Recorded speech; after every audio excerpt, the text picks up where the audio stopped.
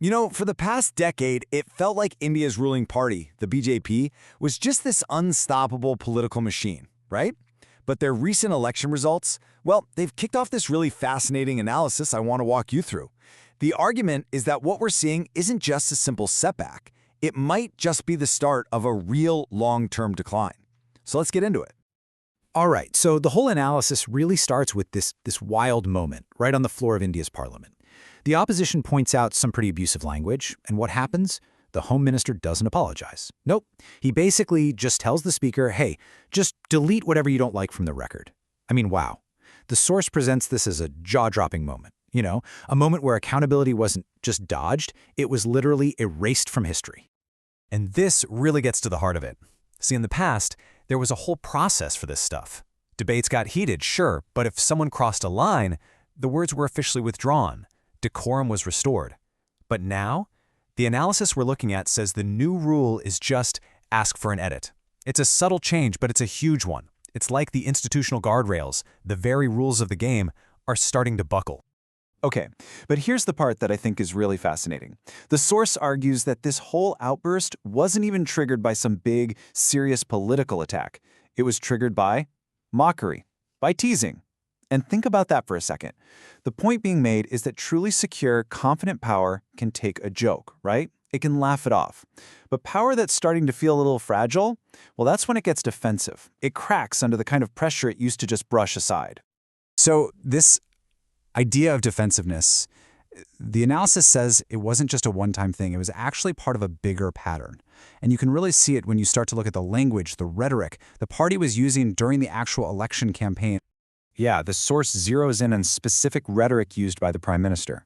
And the argument is that certain phrases, they weren't really about debating policy, They were these really potent, emotionally charged metaphors. And their whole purpose, according to this analysis, was to stir up anxiety, to make voters genuinely afraid of what they might lose.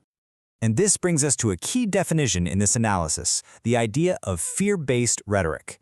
The source basically defines it as the playbook a government uses when it's not so confident in its own track record anymore. The logic is, well, if we can't win you over with our achievements, maybe we can win you over by scaring you about the other guys. It's that classic shift from, here's what we did for you, to look what they're going to take from you. So you have this behavior, you have this rhetoric, but how does it all connect to the actual election results? That's the big question. Because this analysis argues that the numbers, well, they tell a story that all that fear-based talk was maybe trying to hide. So let's actually look at the data. And this timeline, man, it just lays it all out so clearly. 2014, they storm into power with a big majority. 2019, they do even better, even stronger. For a full decade, they had what felt like absolute control. And then 2024 hits, and bam! For the first time in 10 years, that single-party dominance is gone. And just to put that in perspective, this number right here, 272, it's everything in Indian politics. It's the magic number you need for a majority in the lower house. For 10 solid years, the BJP was sitting pretty, well above that line, calling all the shots. But in 2024, they slipped. And falling below that number changes, well, it changes the entire game.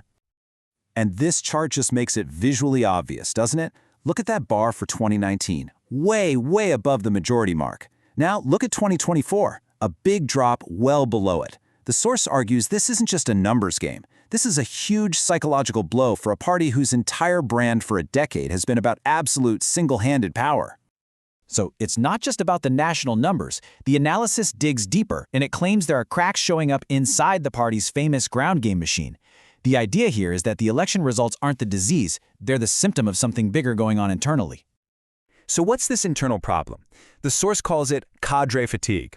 Now, the cadre, they're the heart and soul of the party, right? The dedicated grassroots workers who make everything happen. They're the engine. And the argument here is that the engine is just running on empty. A really centralized top-down approach has apparently left local leaders feeling ignored and the workers on the ground feeling like, hey, nobody's listening to us anymore. And check out this table. It points to what the analysis sees as a major strategic blind spot. After a whole decade in power nationally, the party has really struggled to make a dent in southern India.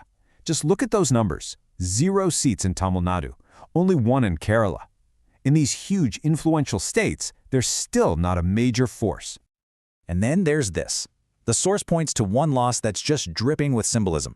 The party lost the election in Ayodhya. Ayodhya, the very site of the Ram Mandir temple, which was, a massive cornerstone project for them. To lose there, well, the analysis presents it as a huge warning shot. It's a sign that faith and ideology are powerful, for sure, but at the end of the day, they don't always trump bread and butter issues like jobs and the cost of living. Okay, so let's tie all of this together.